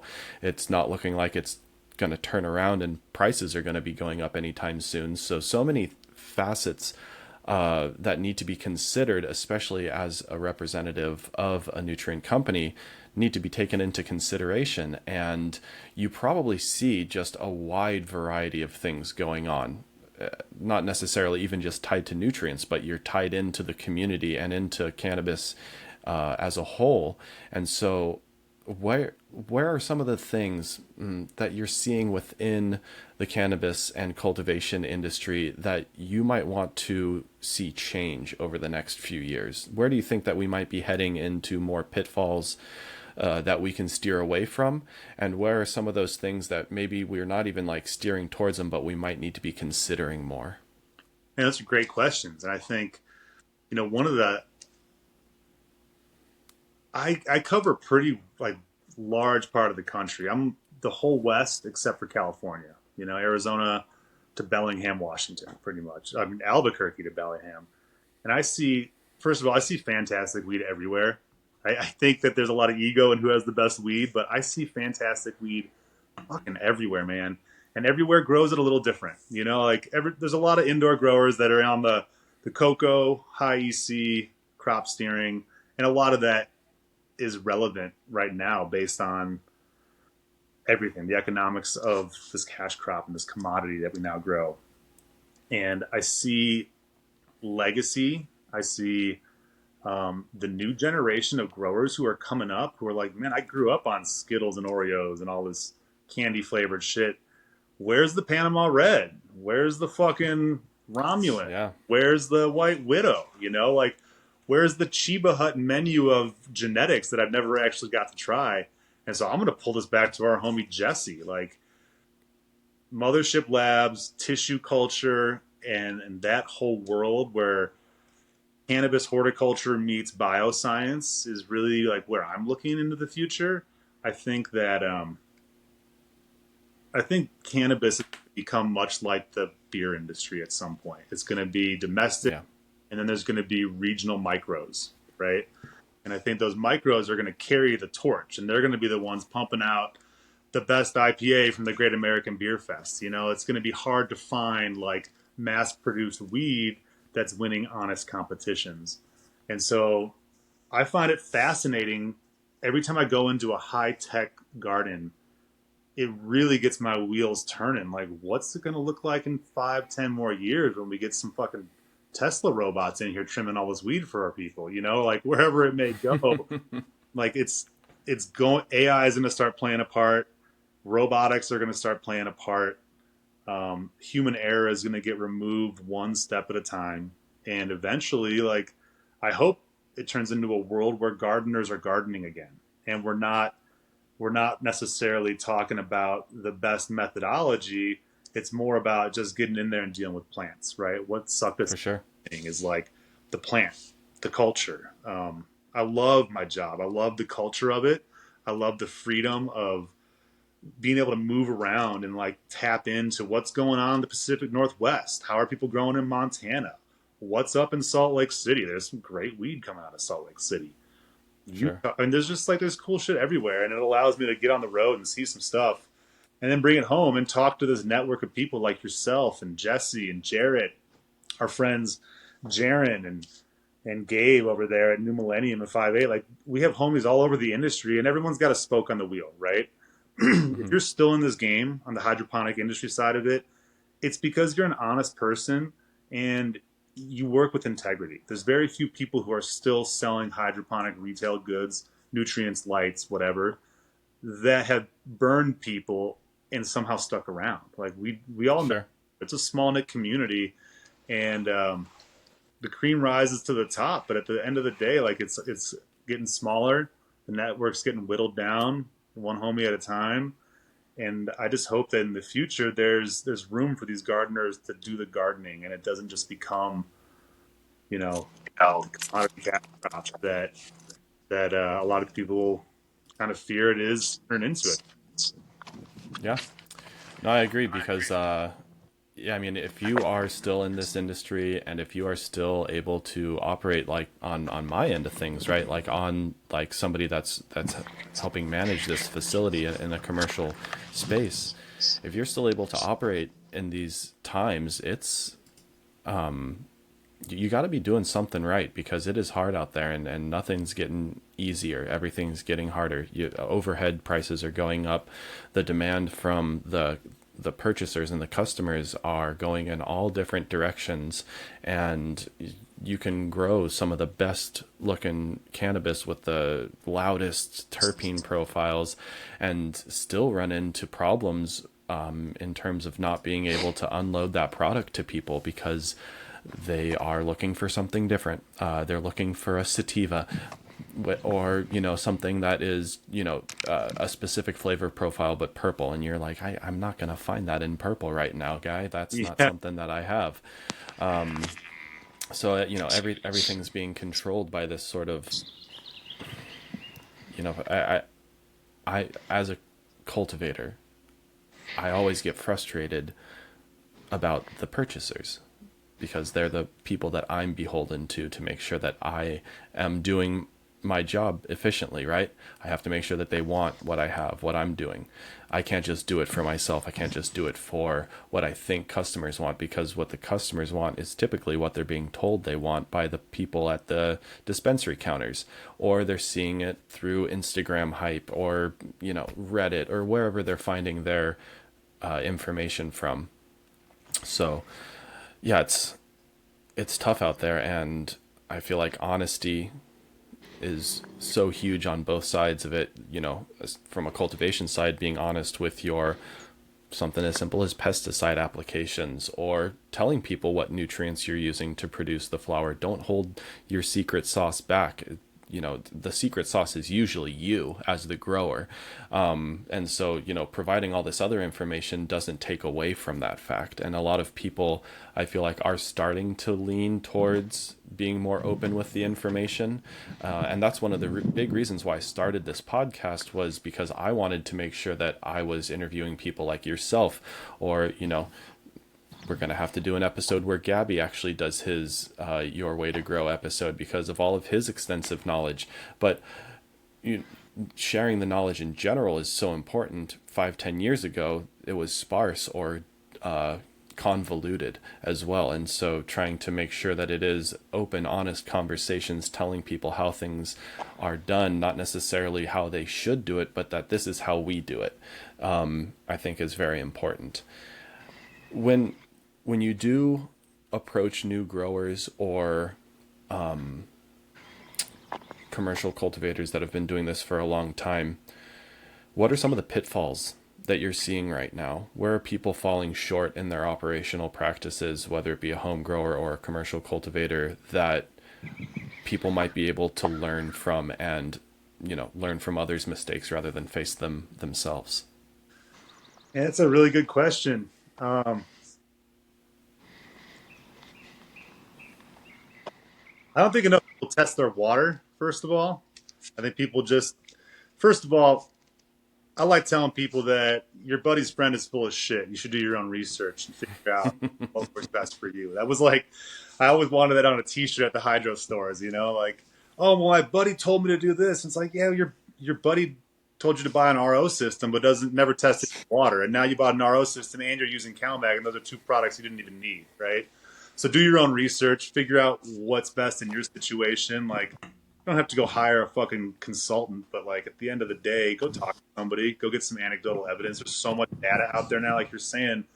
The secret sauce isn't like the nutrient necessarily that you're using. Like I can help you round off a lot of corners and make shit cleaner and easier for you and help you get boutique flour, but it's all about the amount of effort you're going to put in. You really can't plug and play and walk away. Like you're going to plug and play so you can go do dishes, garden dishes. Yep.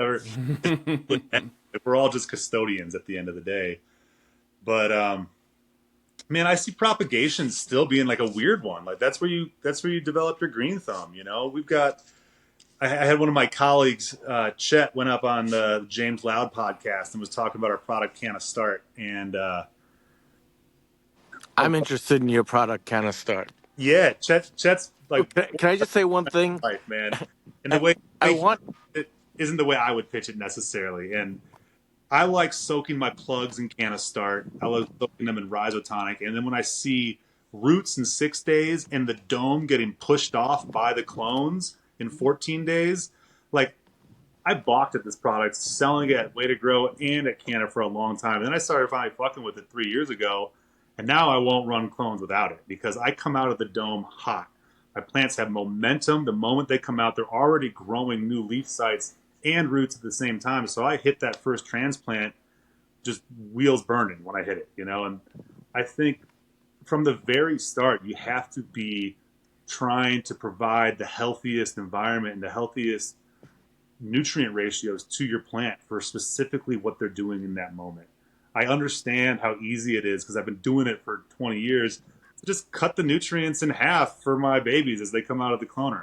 Like that's so easy. Yeah, it works. Just like everything in garden, like you were saying, there's a million ways to do it. 1,000 of them are great, and 100 of them are like the way. You know, um, I really think that you can improve everywhere in your garden if you take a step back and look at it with an unbiased approach. Take the ego out of it. And this goes for me too, working for a company that I've kind of like hung my hat on because working at a shop, Gabby, you can probably attest to this. You try everything. You go out there and you want to know what you're talking about. You try all the nutrients out there, and you go like, okay, well, what's in Canna Boost? I'm going to try to remake this by using all these other products, and maybe I can make it. You're not going to make it, and it's going to be more expensive. And it took me a long time to like be humble enough to like accept that. But I still have that same approach when it comes to how I cure my plants, the lights I'm using. Like I look at my garden all the time and there's things that I want to change. It's just not the time to do it because I travel a lot and I don't want to spend money on new shit and create more projects for myself. And I think that's where a lot of us come to this. I use this analogy sometimes. It's not necessarily a crossroads that we come to, but it's like a roundabout. Like, which way am I going to go? There's a million ways to take this, and I could go this way, and it could be easier. I could go that way. It could be a little harder, but I'll get better flour at the end of the day. Like you said, it's the secret sauce. Where's your personal preference? It's in you. It's not in the products you use. So do yourself a favor and like step back and sharpen your tools. Take some advice Yeah. from somebody else. Go take a professional class. Go do some more research on the media you're using and why you're irrigating it the way you are. Was it because you saw an Instagram ad and you want to be like these guys who have these chains and these black label shit? Like, cool. If that's what you're going for, man, it's just an image. You'll figure it out real quick. Yeah. If you're trying to produce something or change something in your garden, you've got to drop everything you think you know. You know what I mean? Like your buddy's full of shit. If he taught you, maybe you need to go back and reset. Like reading handbooks is great, but it's not the Bible. This is all gardening. It's relative. For It's sure. all about reading and reacting to what the plant is doing and not picking a program because I like the color of their fucking shoes. You know what I mean? Like, do what's Yeah, right. you have to You have to maintain that beginner's mindset, that learner's mindset, where you're going into everything saying, I can learn something from this, I can take something away from this. For myself personally, right, I've only been doing this professionally for like 5 years, but I feel as though some of the knowledge that I contain is at toot my own horn a little bit, but I have the ability to parse through information and absorb a lot of it so that I can try to apply it in a very holistic way. Whereas, sometimes when you then approach some of these older growers, let's say that they were doing something and it worked well for them 20 years ago and they've just been doing the same thing ever since, and you say, hey, have you thought about doing something a little bit different? You might be able to improve here, here, or here. You get a lot of pushback on that in a lot of ways because, change is scary, especially when something works, and the whole mentality of if it ain't broke, don't fix it. That can really pigeonhole people into a place where they don't have the ability to change and fluctuate with the times, with the market, with new products, right? Like the same product that they used 20 years ago, I guarantee that their source material is not the same unless they own the mines, right? So that's going to be something that needs to be considered. Like what you were saying even about Canna, right? Like you guys have a single source for your materials, so the consistency from 20 years ago might be close to what it is today, but there's a lot of companies that are continuously formulating new formulas. Let's say that it's a company that had to pivot with these new tariffs that we're facing as a country. You're going to have to look for something that might be a different source from a different country that might, cost more, have a different composition, and it's going to then need to be reformulated to fit into this program that's been created, and that is just a whole headache in and of itself. It's I applaud the effort.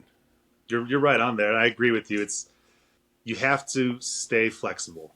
You have to keep reading what's going on in the market and keep sharpening your tools. Like every time I look at where this market's going, I'm like, man, maybe I want to go back to school for like bioscience. Maybe I really want to go like dive into Jesse's new school that he's developing and like learn some shit.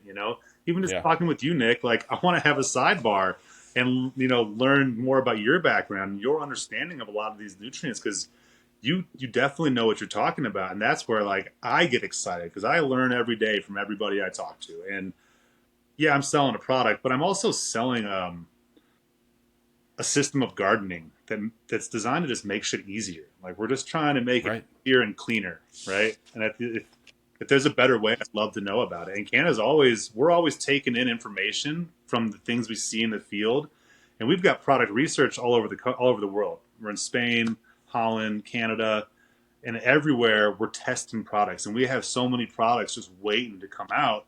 But it's a matter of market research and figuring out like Right. logistically what's appropriate and what's not. So you know I, I think just staying humble and staying open minded and knowing that there's always more to learn out there, man. Just so, especially from people who are doing good work.